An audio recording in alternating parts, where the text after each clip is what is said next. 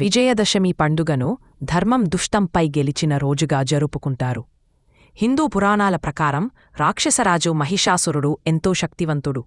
తన శక్తితో దేవతలను, మనుష్యులను చాలా ఇబ్బంది పెట్టాడు. ఎవరికీ అతన్ని జయించే శక్తి లేదు. అందువల్ల దేవతలు కలిసి దేవి దుర్గమ్మను ప్రార్థించారు. దేవతల ఆయుధాలతో చేతులతో దుర్గాదేవి అవతరించింది. ఆమె సింహంపై ఎక్కి మహిషాసురునితో యుద్ధం చేసింది. ఈ యుద్ధం 9 రోజులపాటు కొనసాగింది. 10వ రోజు అయిన విజయదశమి నాడు దుర్గాదేవి మహిషాసురుని సంహరించింది. ఆ తరువాత లోకంలో శాంతి మరియు న్యాయం నెలకొన్నాయి. అందువల్ల దసరా పండుగను దుర్గాదేవి శక్తిని స్మరించుకోవడానికి, సత్యం ఎప్పుడూ అబద్ధంపై, ధర్మం ఎప్పుడూ అధర్మంపై గెలుస్తుందని గుర్తుచేసుకోవడానికి జరుపుకుంటారు. భారతదేశంలోని అనేక ప్రాంతాలలో ఈ రోజున శ్రీరాముడు రావణాసురుడిపై సాధించిన విజయాన్ని కూడా గుర్తుచేసుకుంటారు.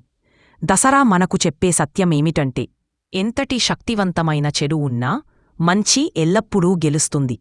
ఈ పండుగ ధైర్యం, ధర్మం, న్యాయం పాటించేలా మనకు ప్రేరణ ఇస్తుంది.